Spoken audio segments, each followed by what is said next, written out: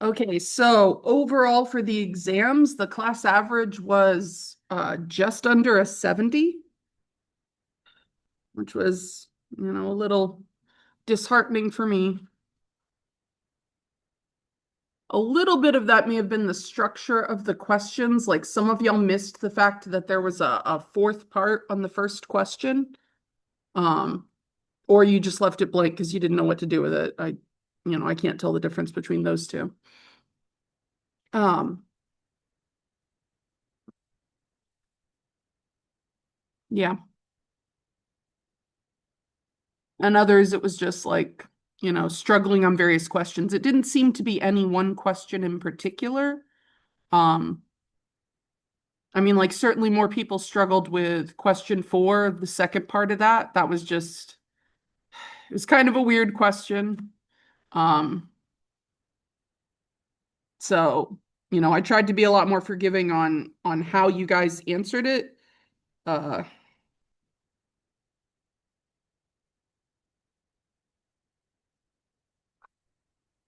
but yeah, it was still, yeah, that question people definitely struggled more with.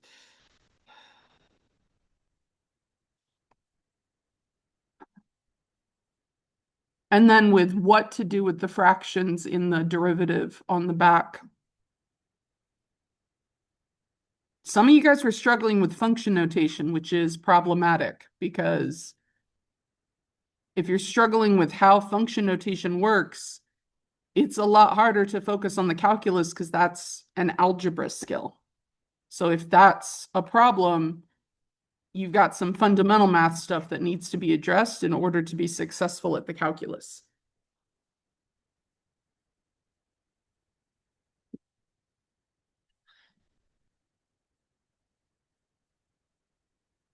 I have not added in the bonus points from the web work yet because I haven't updated the web work grades recently. So I'm going to do that tonight. I'll add in the bonus points. Um, and then you'll have an updated exam grade with those bonus points. So hopefully that'll bring the class average up. Well, I mean, it has to by definition, but yeah.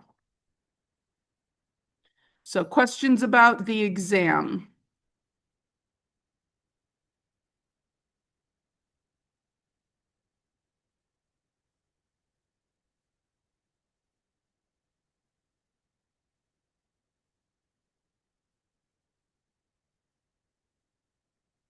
All right, so we're going to finish doing one more example of derivatives of inverse trig functions, and then we are going to move into looking at implicit differentiation, a very different way of looking at derivatives, but a very important algebraic skill in it too.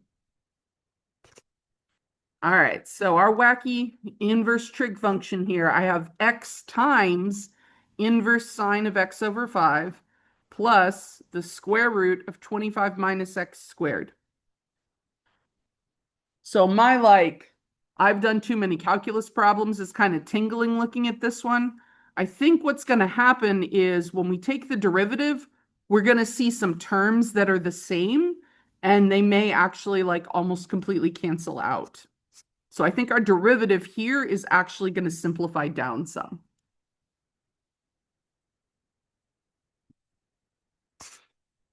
Now, when we look at the structure of our function, I have that is x times inverse sine of x over 5. So I have a product rule, and then when I do the derivative of inverse sine, I'm going to have a chain rule as well. And then my square root, I'm going to rewrite as raised to the 1/2 power. So that's going to have a power rule outside, and then we'll do a chain rule and the derivative of the inside. All right, so here's our A and our B for our product rule. So remember, derivative of product rule is we do it in pairs. So one derivative times the original of the other. and then the other derivative times the original of the first. So when I start calculating my y prime,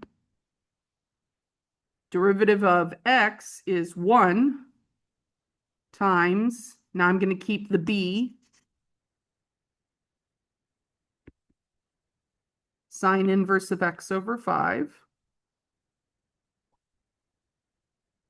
plus, now I do the derivative of sine inverse, which we have our formula over here. So sine inverse of ugly, derivative of sine inverse of thing, is 1 over the square root of 1 minus thing squared, and then we'll tack on the chain rule. So 1 over the square root of 1 minus thing is x over 5 squared, and then times the derivative of x over 5 is going to be 1 over 5 because the derivative of x is 1 and the over 5 is just a constant. So there's our chain rule taken care of there. Now we're going to do our chain rule for the last one. So our power rule on the outside is going to give us a 1/2 25 minus x squared to the negative 1/2, and then times the derivative of the inside. Derivative of 25 is 0. It's a constant. So then we'll have negative derivative of x squared is 2x. So if we were just doing the derivative, like, we'd stop there. And we are technically just doing the derivative, but in this case, it's actually going to do something a little interesting, so I'm going to clean it up some. Or at least I assume it's going to do something interesting.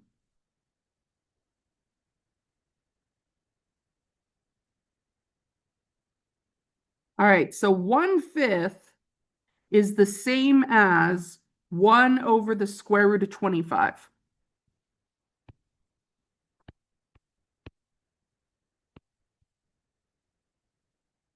So that square root of 25, I wrote it like that, so that way the 25 can come inside the square root and multiply in here. So we're going to have 1 over x over 5 squared is x squared over 25.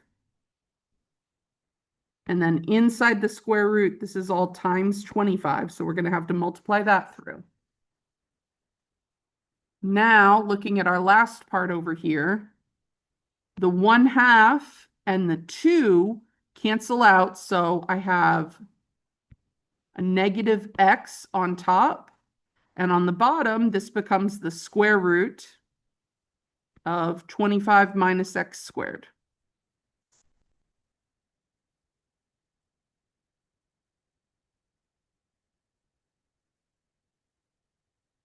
I forgot a piece. I got so hyper-focused on doing b prime, I forgot the a. There should have been a times x here.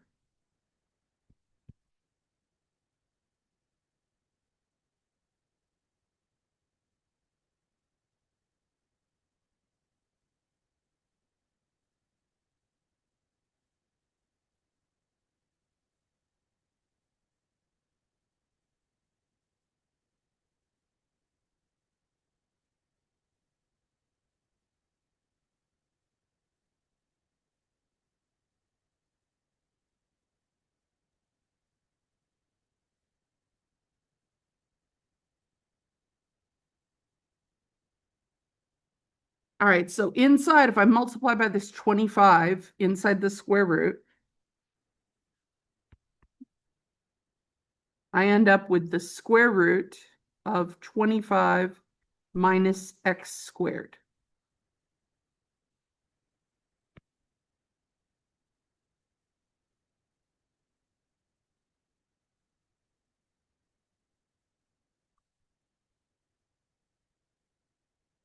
All right, now on top of the fraction, this positive x and minus x, like those two fractions have the same denominator. So I can combine it into one fraction and it'll be x minus x on top, which is 0. So these two fractions completely cancel each other out. So our actual derivative here is just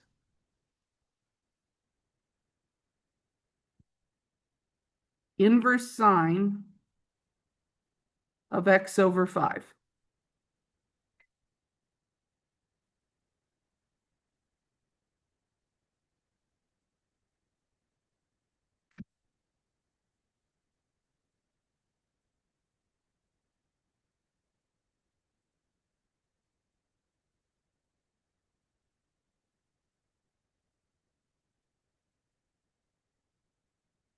So it turns out that original function we started with ended up being the antiderivative of the inverse sine of x over 5, which is like very wacky.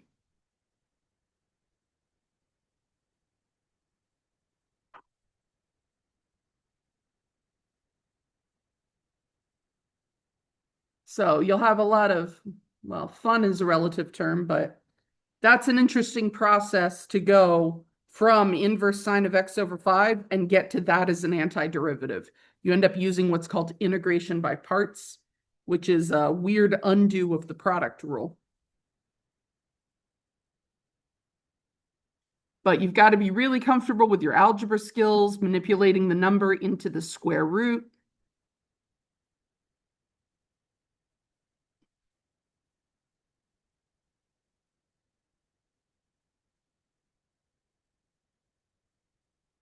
So questions on the way that worked out? First time, 1/1 is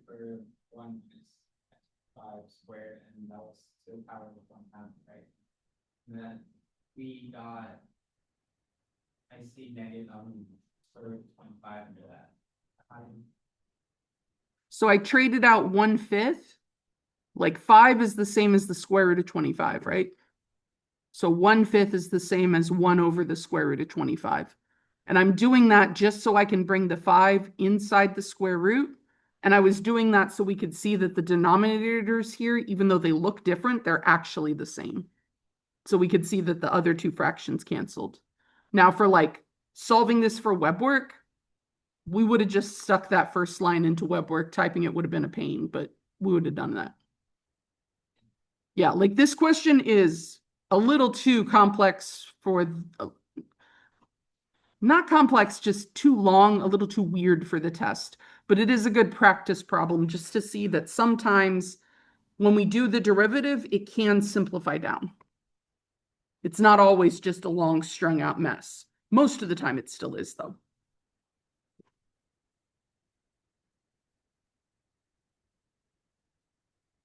Now I think this particular question, well, no, not this one. Yeah.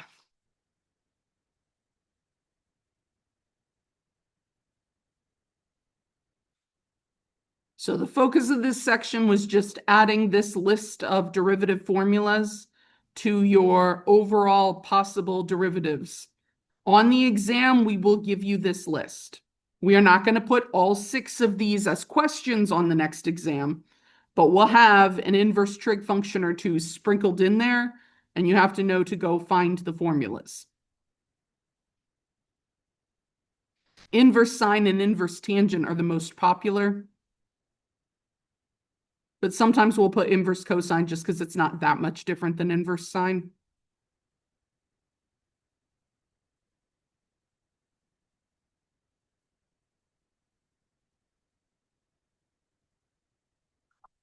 All right.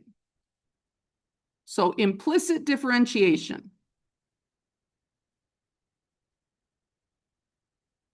So let's first talk about this, the word implicit versus its opposite explicit.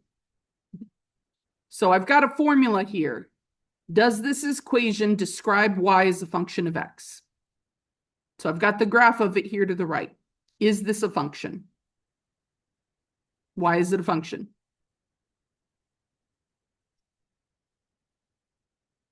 Yep. I can put in one input number and I could solve for one output number. Or when we look at the graph, it passes the vertical line test. So most of the time when we ask if something is a function,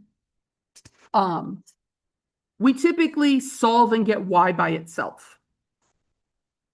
So I could add 4x here. So I have 2y equals 4x plus 8. And then I could divide everything by 2.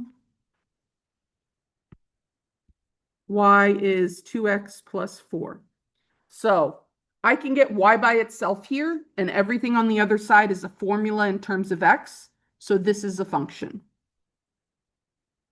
I could, instead of y, trade that out for f of x, because everything on the other side is a formula in terms of x.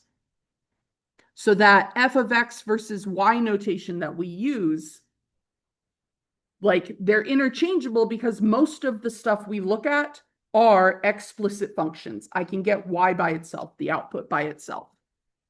But sometimes we're going to have situations where we can describe the situation, but we can't solve for one particular output. We're just stuck with a weird formula that we have to work with.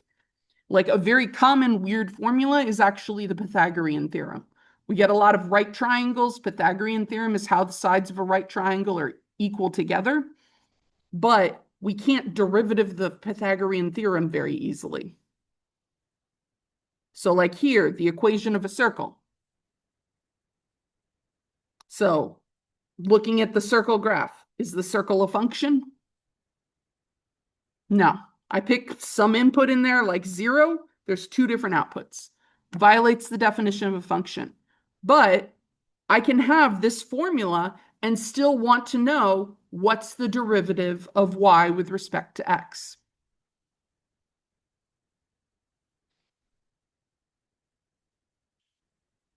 So we want to look at how can we take the derivative of an implicit equation.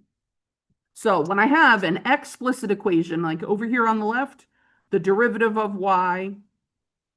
So I'm going to, this is going to look a little weird, but when we take a derivative, we are technically applying an operation to both sides.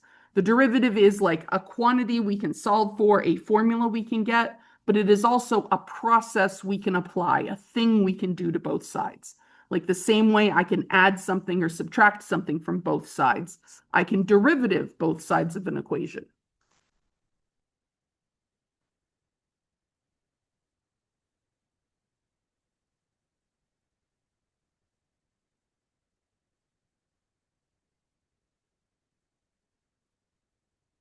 Now we know a derivative is like a weird limit, but we do know derivatives like distribute across addition and subtraction. They go inside constant multiplication. So I can think of this as the derivative of 2x plus the derivative of 4. And then we know the derivative of 2x will just be like the 2 will come out.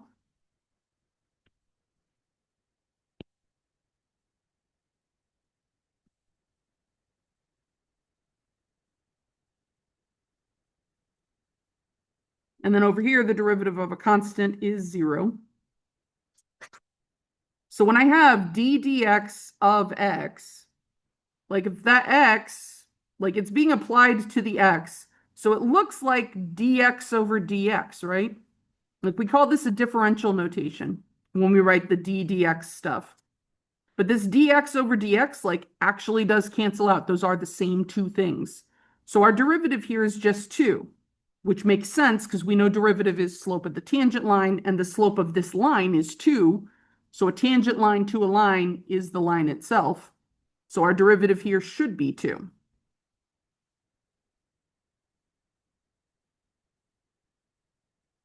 But what if I had this weird setup over here and I wanted to take the derivative? So we can still do the derivative. It's going to look very similar, but very weird.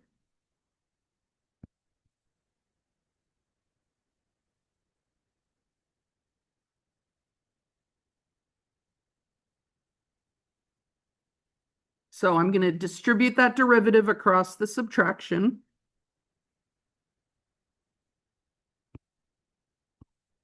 So I have d dx of 2y minus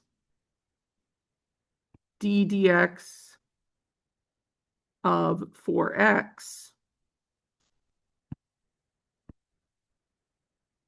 And on the other side, d dx of a constant is just 0.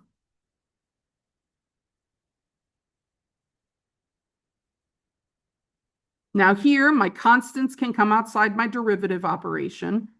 So I can write this as 2. And then I have this d dx of y. But this is really just a weird way of writing dy dx.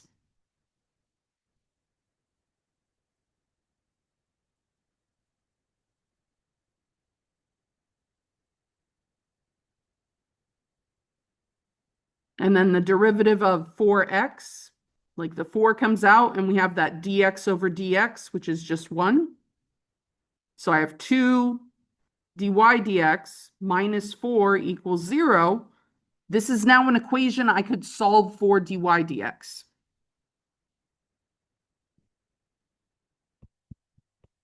So I add the 4.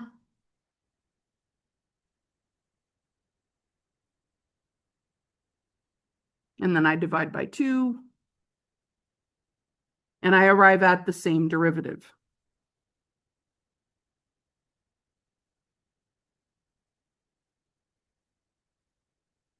Now, certainly, if I can get y by itself, like most problems, do the algebra, get y by itself, then do your derivative. But not every question setup is going to be that nice. We're not always going to be able to get y by itself. We can use doing the derivative in this perspective to still figure out what the slope of the tangent line is.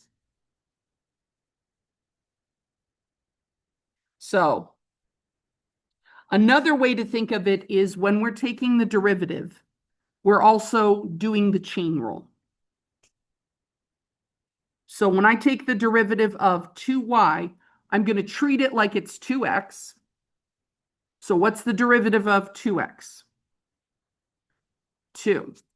But then my chain rule says, because I'm thinking of it like 2 thing, so it's 2 times the derivative of thing. The derivative of y is dy dx. Then minus the derivative of 4x is 4. And you could even here think of this as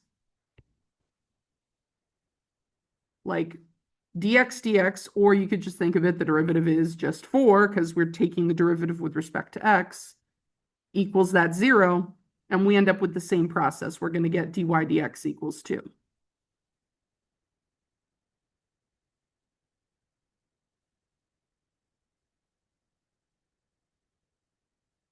So being able to apply implicit differentiation using this tool takes some practice because you're having to take everything you know about derivatives, whether you're comfortable with it or not right now, and kind of look at it sideways. So you got to get pretty comfortable with the derivatives themselves in order to focus on this weird perspective. So for now, just kind of follow along, like start to try to see how I'm framing and referencing the problem. But when you're going to like do homework, practice the other sections first. Get really comfortable with your derivatives, like even go back and do extra homework. You can find extra questions in the online textbook. Like after all the notes for a section, there's like a classic math textbook list of problems. So you can work on those problems as extra practice. So you want to get really, really comfortable with all the derivatives So that way, when we start doing this weird stuff, you don't have to think so hard about the individual derivative aspects.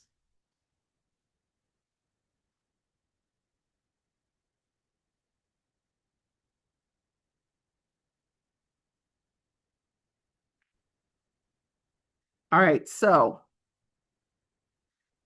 here's a problem-solving strategy.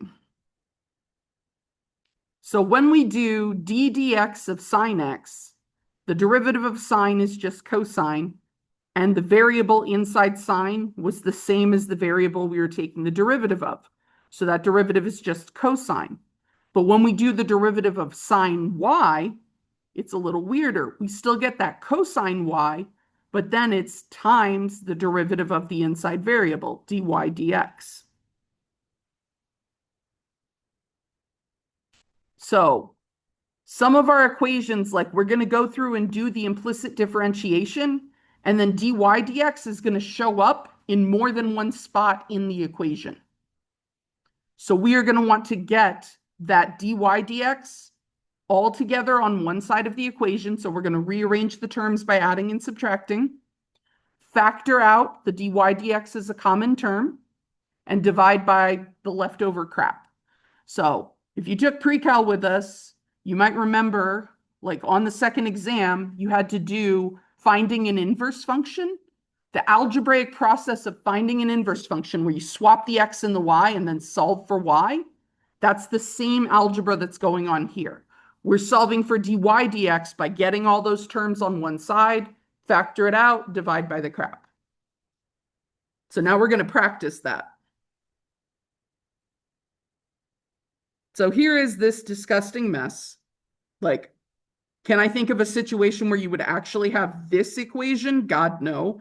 But sure, it's a fun example for implicit differentiation. All right, so we are going to take the derivative of each of these terms on each side of the equation. Anytime we're dealing with a term that has a y, chain rule is going to give us a dy dx. So our derivative of 3x squared, that'll be 3 times, power rule brings the 2 down, x to the first. So we have 3 times 2x there. Plus 6 times the derivative of thing to the fifth would be 5 thing to the fourth. But our thing here was not an x. So this is where we're going to get that times dy dx.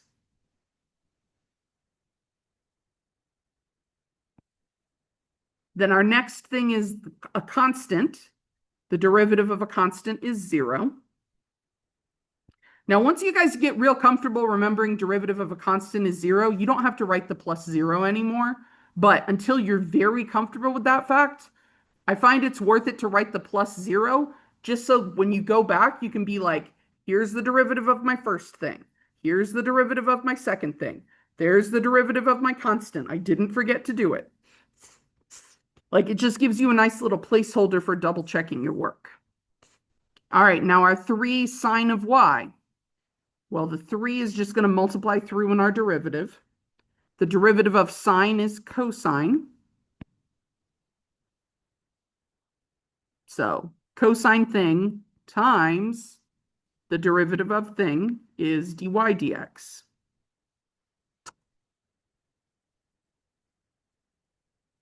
Plus, now the derivative of cosine. So if derivative of sine is cosine, then derivative of cosine is almost sine, but it's going to have a negative.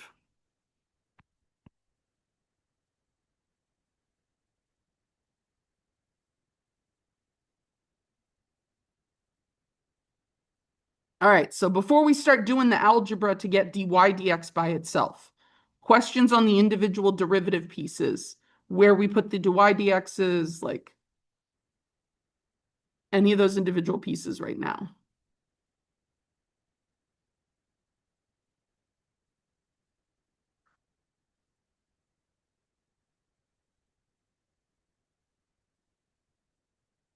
All right, so um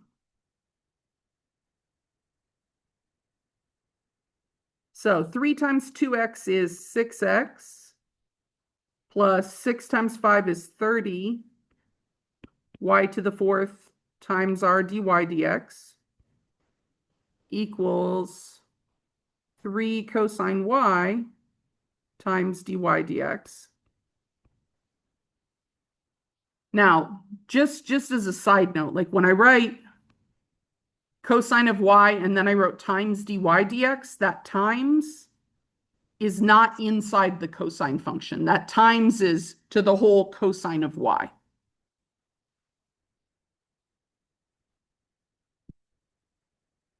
And then minus sine x. All right, so I want to get dy dx by itself. So I have two different terms with dy dx. So I want to get those two terms on the same side. And the non-dy dx terms are going to get moved to the other side. So we're just using our adding and subtracting here to do that.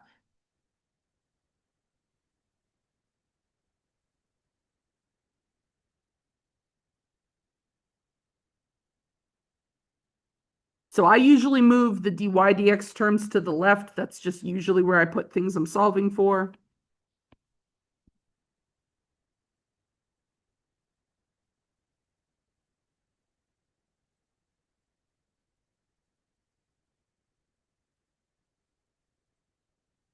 And now I also, that 6x, I don't want to leave it on the left side. So I'm going to minus it to the other side. Now here we can very clearly see there's no like terms. So I'm just moving stuff around, but I'm not going to like magically combine anything next. So I've got ugly 30 y to the fourth times dy dx minus 3 cosine y times dy dx equals negative sine x minus 6x.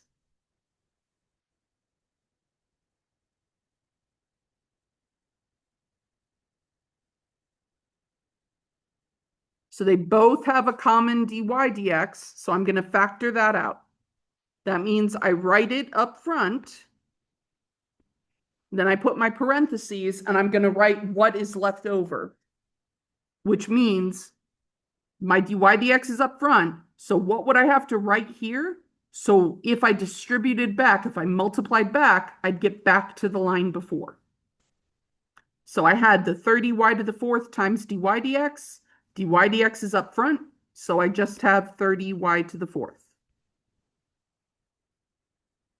Minus dy dx is up front, so I just have 3 cosine y. And then the other side is still the same, negative sine x minus 6x.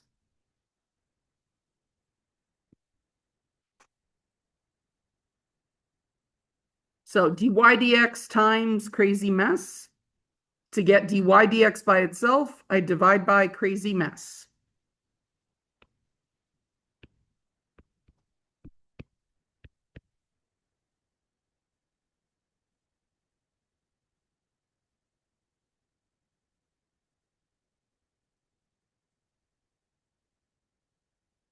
So I have a formula for the derivative.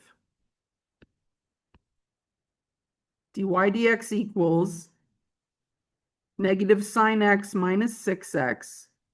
And it's pretty normal when you do implicit that the stuff on top of your fraction is just in terms of x.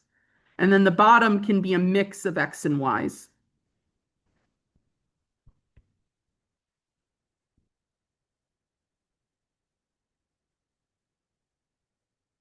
Now at the end here, I do not end up with a formula just in terms of x. I have a formula for dy dx in terms of x and y.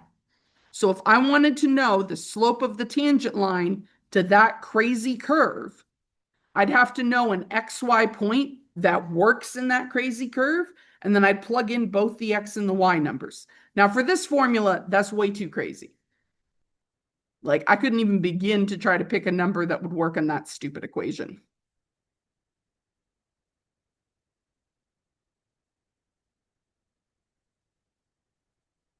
But for the purposes of just practicing with a really stupid setup, we could still find a formula for the derivative.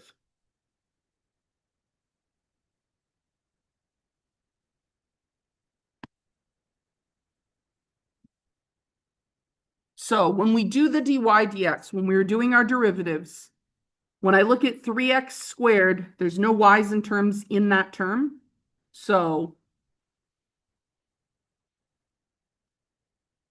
we just take the derivative like normal. Then our 6y to the fifth, this is now in terms of y. So I do a derivative like normal, like I just kind of ignore the fact that it's y for a second. So 6 times derivative of thing to the fifth is 5 thing to the fourth. My thing just happens to be y. But because my thing was not just an x, my chain rule says multiply by the derivative of the inside. So here, let me zoom in.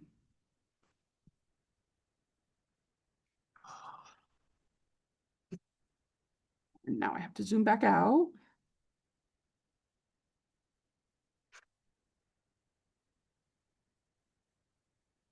So 6y to the fifth. Our y is our inside for a chain rule, outside inside chain rule setup. So y to the fifth becomes 5 y to the fourth, and then times derivative of the inside is dy dx. Same thing when we got to the 3 sine y. We did the derivative, kept the 3, derivative of sine of thing is cosine of thing, times derivative of thing is dy dx. So anytime that thing that we're taking the derivative of is not x, then we're going to have this times dy dx. So all of our terms that had the y in it, the 6y to the fifth and the 3 sine y, those, when we do the derivative, we have times dy dx.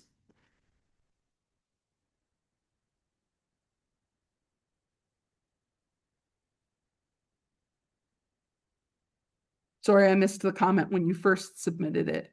Did that help a little with why the dy dx is there? It's okay if it didn't. Like, this is a weird thing. I mean, like, it's not okay because you still got to do the homework, but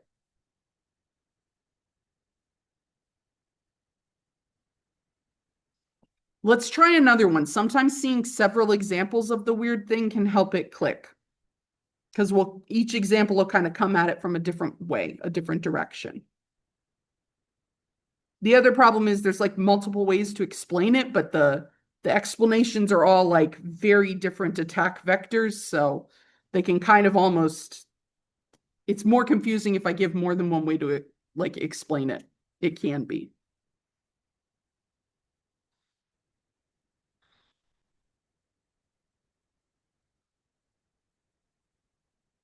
All right. So going back to our circle here.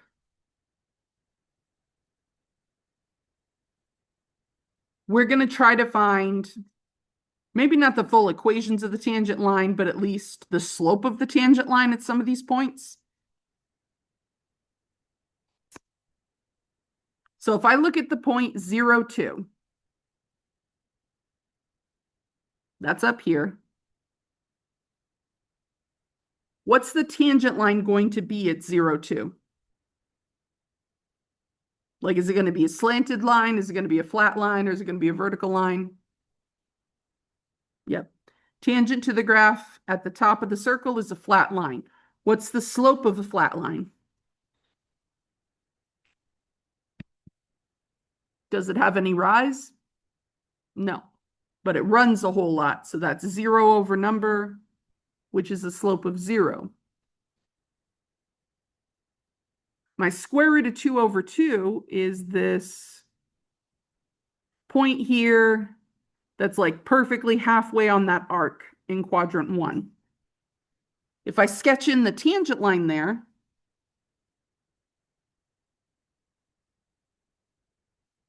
kind of hard to see exactly what the number is because I'm bad at sketching, but we can tell it's definitely a negative slope.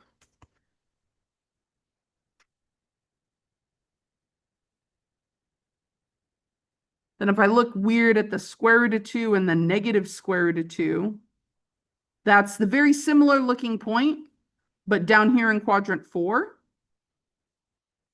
So we're going to see that's a positive slope. And then our weird negative 2 comma 0, that's our point on the left side of the circle. That tangent line there is a vertical line. Slope of a vertical line is undefined or does not exist. All right, so let's do our derivative here, and then we're going to see how I can use my implicit derivative formula and plug in these numbers.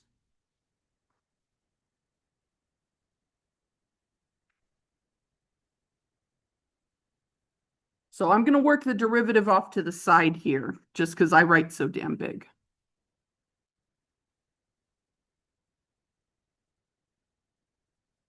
So we have x squared plus y squared equals 4. So now I'm going to take the derivative of each piece of this equation. So x squared, we're taking the derivative with respect to x.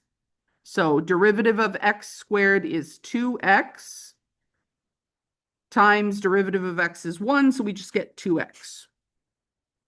Plus derivative of y squared, that's thing squared, is 2 thing times derivative of y is dy dx equals 4, derivative of 4 is a constant, so our derivative there is 0.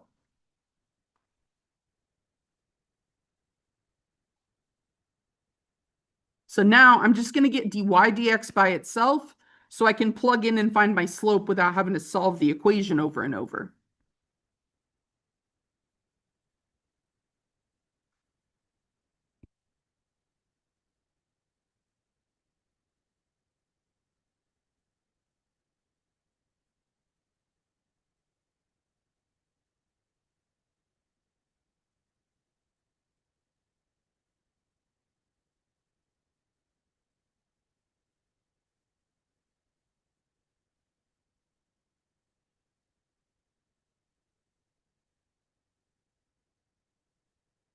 So our formula, we did the implicit differentiation. So derivative of x squared is 2x plus derivative of y squared is 2y times dy dx equals derivative of 4 was 0. We solved, so our formula is dy dx is negative x over y.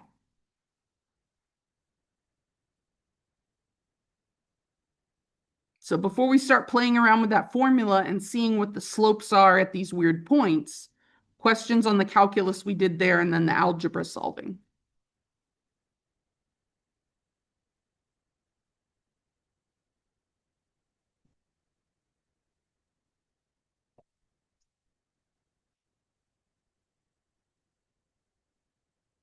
All right, so dy dx is negative x over y.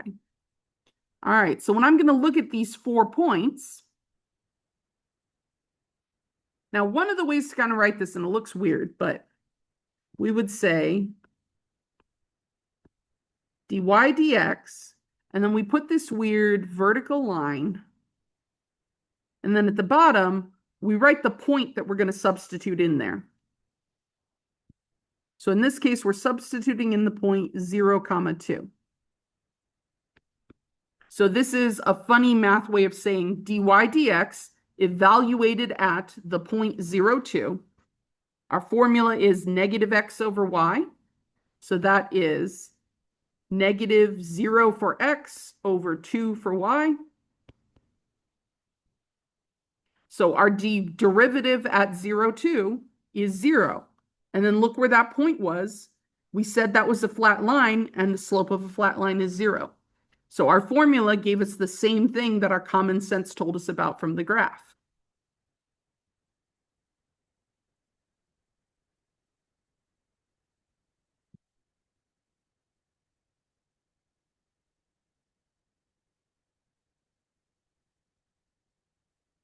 If I look at dy dx evaluated at square root of 2 comma square root of 2.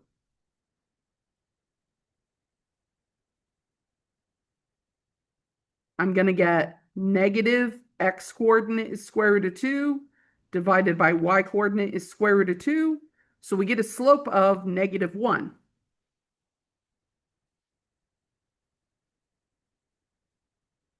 Now, if I drew that tangent line a little better, like it is a negative 1 slope, which is a like downward 45-degree angle. If I do the derivative of the root 2 comma negative root 2, same thing, but I'm going to get a positive slope.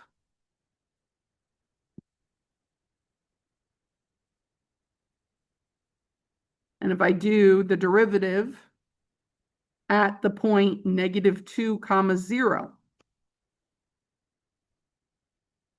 negative x coordinate is negative 2, y coordinate is 0. So 2 divided by 0, there is our undefined slope.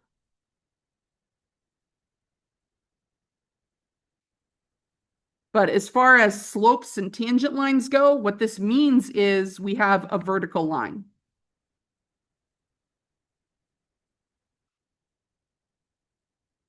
So if I wanted to know the equation of the tangent line at negative 2 comma 0, it'd be that x equals negative 2. That's the vertical line through that point.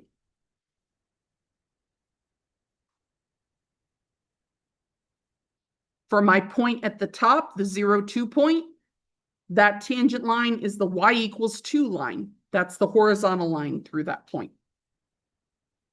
The other ones, we'd actually have to do the point slope form to get the equations.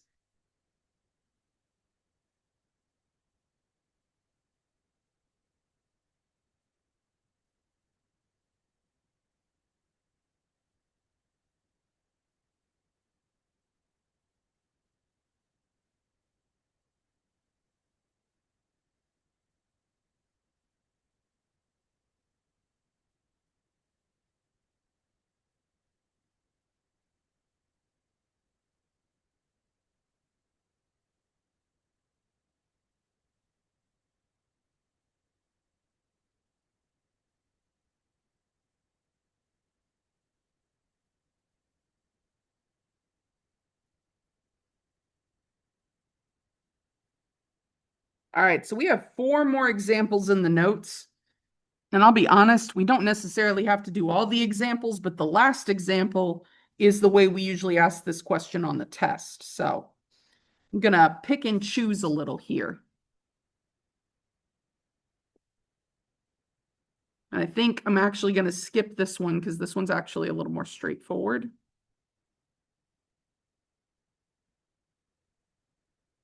This one's a little bit weirder. So I'm going to work this one out. Mostly because I'm not sure if WebWork asks you to do something this crazy. But it's good. It's just like extra weird practice. Now, the nice thing is our equation here isn't that bad. X squared plus y squared equals 8. It's just the question is find the second derivative of y.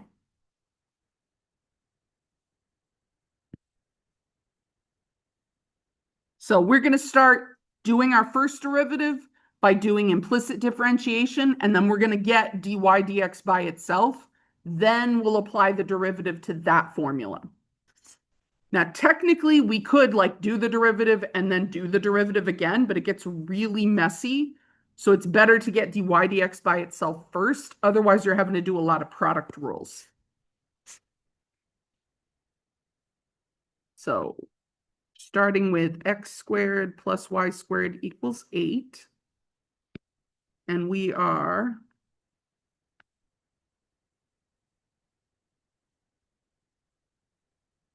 taking the derivative of both sides of the equation. So derivative of x squared is 2x. Derivative of x is 1. Plus derivative of y squared is 2y times derivative of y is dy dx. equals derivative of a constant is 0.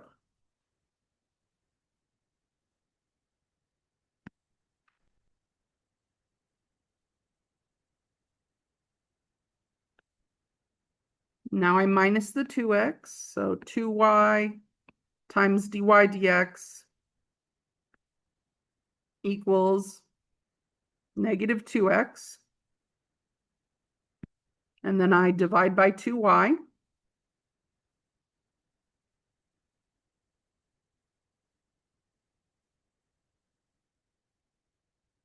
So dy dx equals, again, negative x over y. So it turns out for the slope of the tangent line on a circle centered at the origin, so all of our circles centered at the origin are x squared plus y squared equals a number. So all of them share the same derivative formula. So if I know the x and y point, I can just plug it into this formula. There's my slope of the tangent line. Now, this is what I'm going to start with.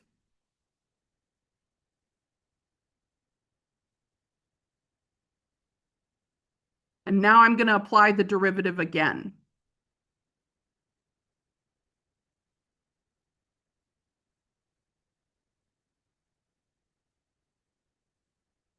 So on the left side, when we're looking at our notation, like I've got d dx of dy dx. So you notice on top, it's like d, and then just a single y. But on the bottom, it's two dx's.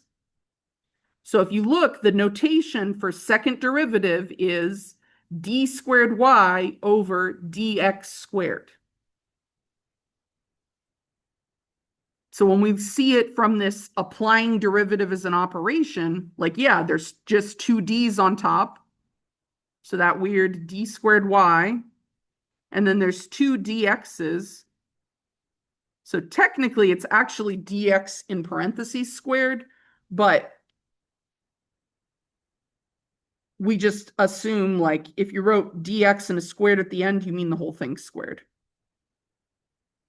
Now, our derivative of the other side, though, that's a quotient. So we got to remember our quotient rule.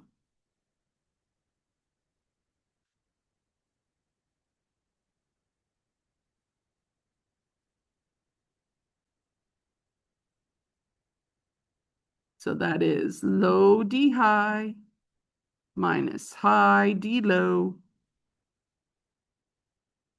over low, or square the denominator, and away we go.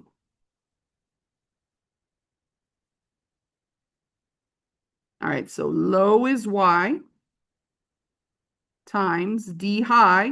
Derivative of negative x is negative 1 minus high is negative x times d low. Derivative of y is dy dx.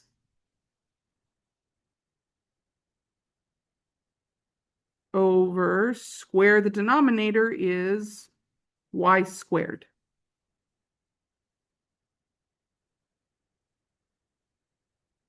Now, if we were actually going to use this formula for something, we'd want to clean it up. So I'm going to do that last step. So y times negative 1 is negative y. And then we have negative x times dy dx, but it's minus negative. So this will become plus x times. Now we actually have a formula for dy dx. So I can substitute that in here.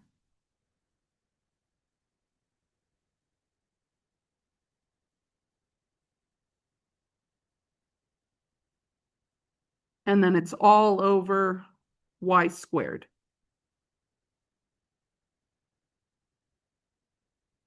Now I could math it around a little more, but I have a formula for the second derivative only in terms of x and y. I could use this to evaluate and figure out what the second derivative at a point is.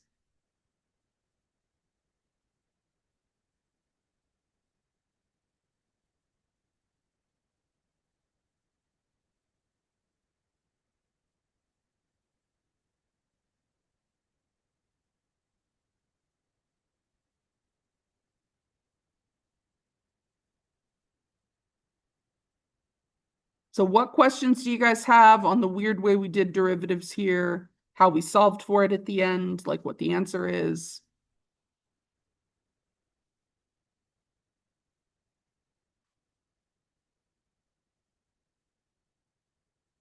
And I know that's a big ask. Like it can be kind of a whole convoluted mess. And I'm like, what are your questions? Psh, I don't even know where to start, woman.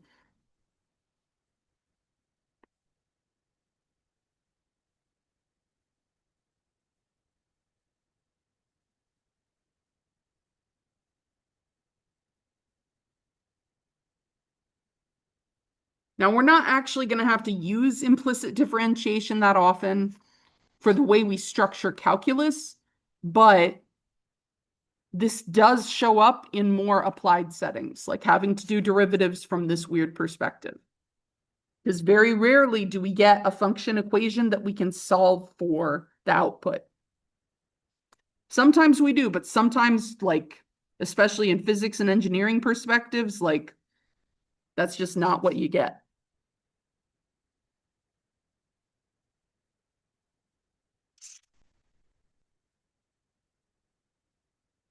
All right. So this one is just a very stupid setup. Y times the sine of xy equals y to the fourth minus 5. Gee, thanks, problem writer. Did you put enough y's in there? So again, I don't know of a single realistic scenario where this would be the function you get, but it's good practice for using this skill, practicing how I would do my derivative, where the dy dx's would show up, and then how I would solve for dy dx at the end. So we're going to treat it as a good algebra. Well, good is a relative term. Interesting. Let's go with that. All right. So I'm going to do derivative of this mess.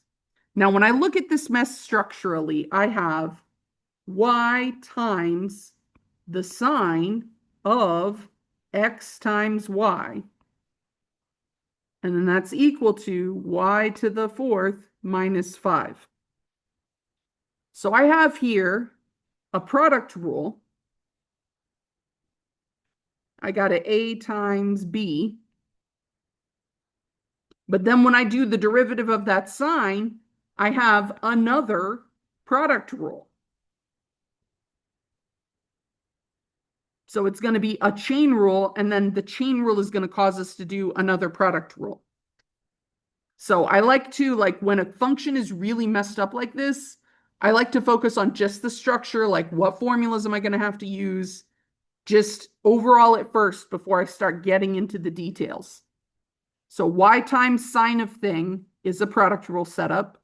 Sine of xy, that's a chain rule setup, but derivative of xy is going to be another product rule.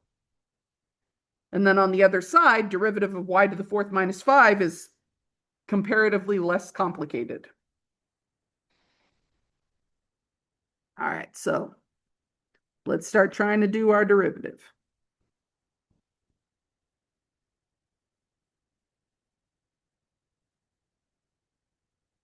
All right, so derivative of a times b. Keep one, do the derivative of the other. All right, I'm going to do a prime first. So derivative of y is dy dx times, keep the sine xy, plus, now I keep the y, times derivative of that mess. So derivative of sine of ugly is cosine of ugly. And then we're going to do times the derivative of ugly.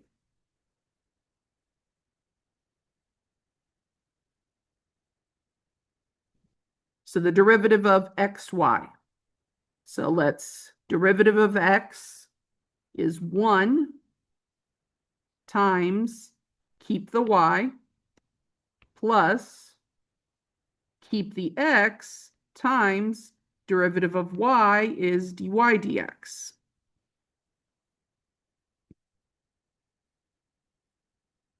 So there's my bigger product rule with my smaller product rule from the chain rule. Equals. I still got to do the derivative of the other side. So y to the fourth, thing to the fourth will be 4 thing to the third times derivative of thing is dy dx minus derivative of 5. 5 is a constant, so that's just a 0.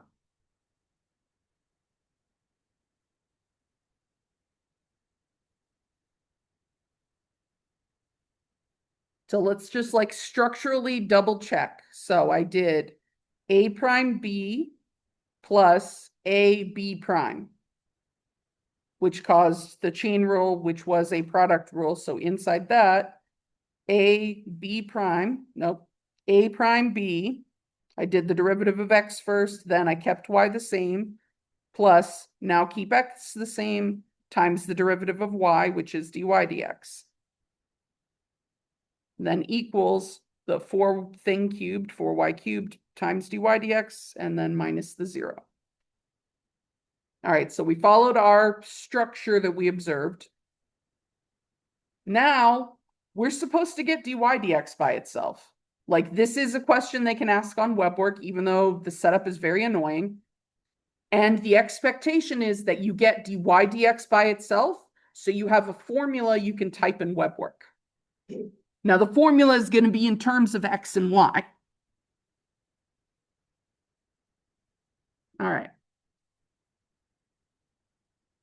So now when we write cosine xy times this derivative of the inside, that is cosine xy is a thing, and then that thing is multiplied outside the cosine, not inside the cosine.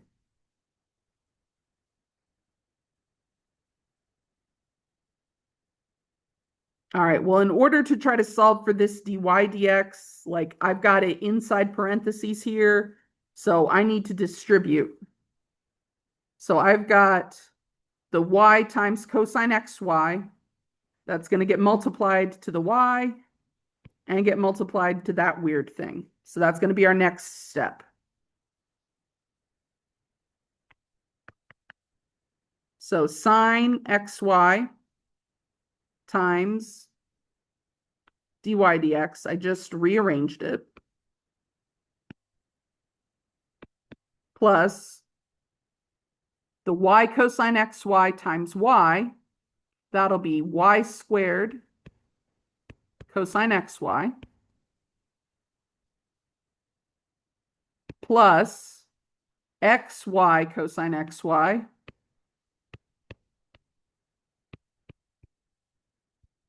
times dy dx.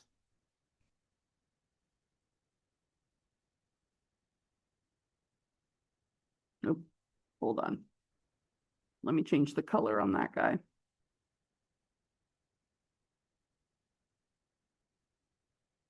Equals 4y cubed times dy dx.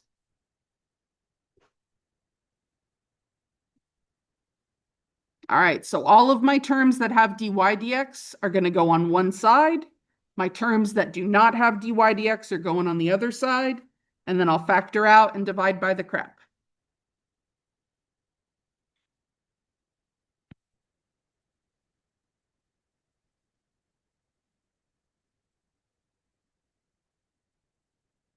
All right, so we're going to have to move the 4y cubed dy dx term.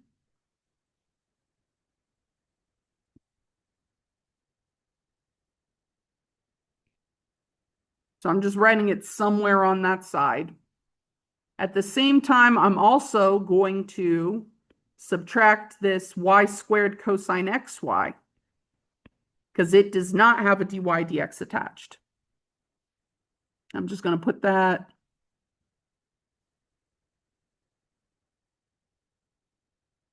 like so.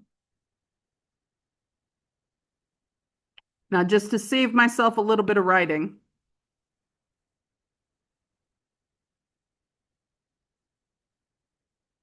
I'm going to factor out the dy dx now. All right, so my first term had the sine of xy times my dy dx is up front, plus xy cosine xy, then my dy dx is up front, minus 4y cubed, and the dy dx is up front.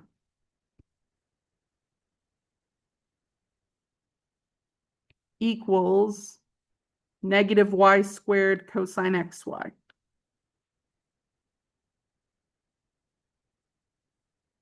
All right, then last step is divide both sides by crap.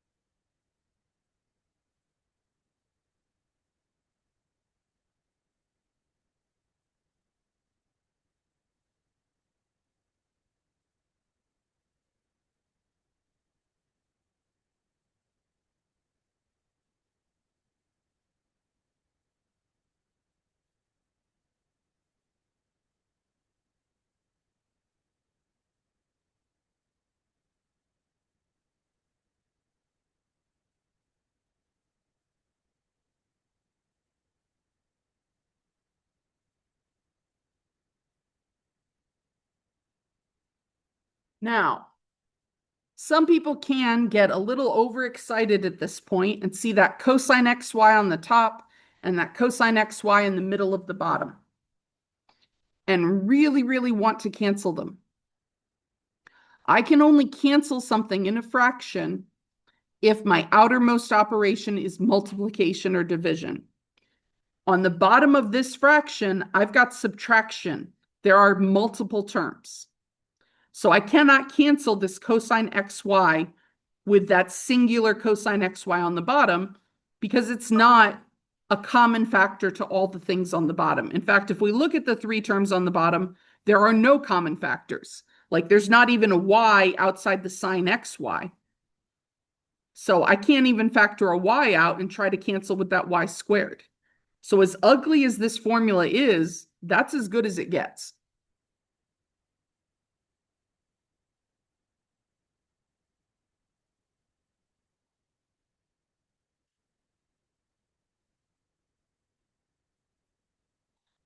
Now doing the implicit differentiation here, this is actually like week 1 of differential equations. Is kind of playing around with derivatives from this perspective where you have very weird setups. How do you do the derivative? Or usually what you really focus on in differential equations is you know the derivative, how do you find the original function? So that's why you got to take Cal 1 and Cal 2 before you take differential equations. You got to understand derivatives, which is usually considered forwards, and then antiderivatives or integrals, which is the backwards. All right, so this last one, this is closest to what we're going to see on the test.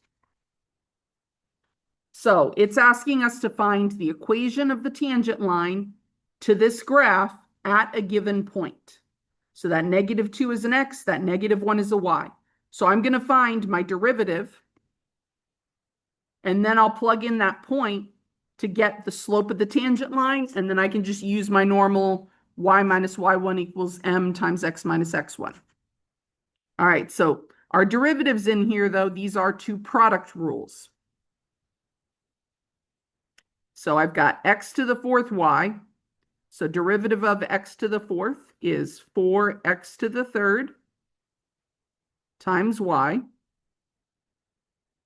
plus, now I keep x to the fourth times derivative of y is dy dx. Then the formula has a minus, and I'm going to put some parentheses. So this first part was our derivative of that product, x to the fourth times y, minus This second part is another product rule, x times y cubed, but the minus that's in front of it is going to have to apply to both parts of the product rule. So we need these parentheses here. Without the parentheses, the problem gets screwed up. So now our derivative of x is 1 times y cubed plus, now I keep the x and I do the derivative of y cubed, which is 3y squared times derivative of y is dy dx equals 18 on the other side is a constant, so that derivative is 0. So now I got to distribute that minus sign. So I've got 4x cubed y plus x to the fourth dy dx minus y cubed minus 3xy squared dy dx.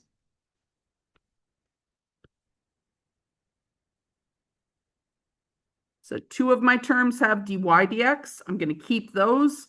The other two I'm going to move to the other side.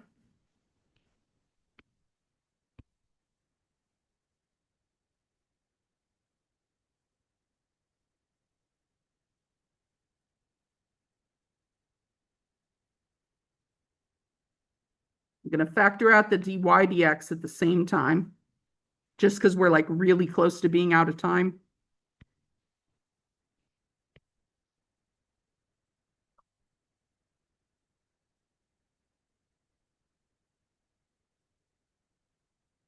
And then we divide by crap.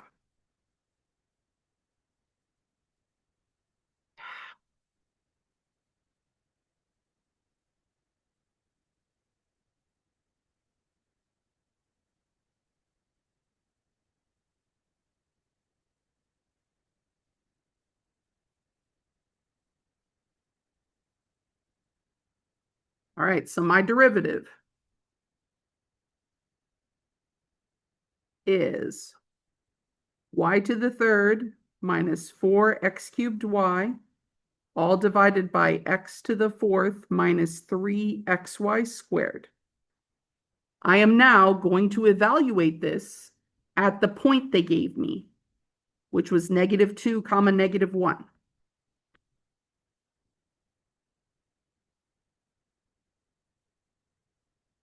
So everywhere there's a y, because it starts with a y, I'm going to put -1. So I have -1 cubed minus 4, x is -2.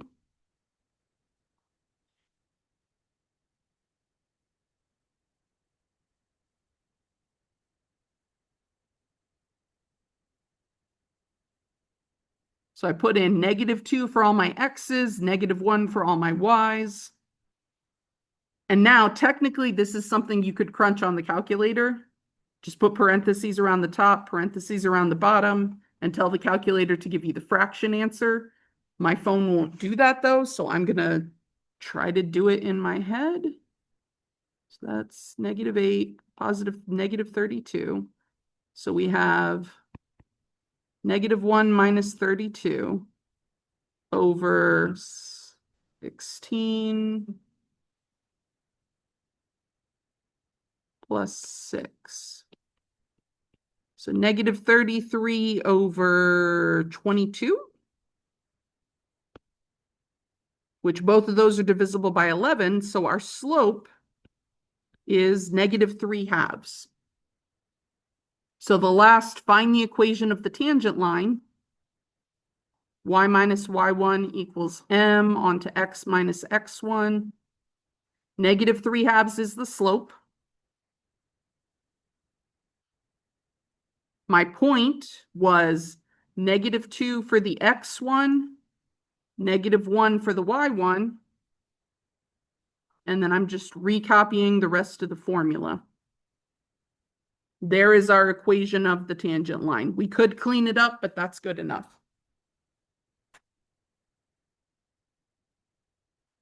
I know that was a whole lot of crazy.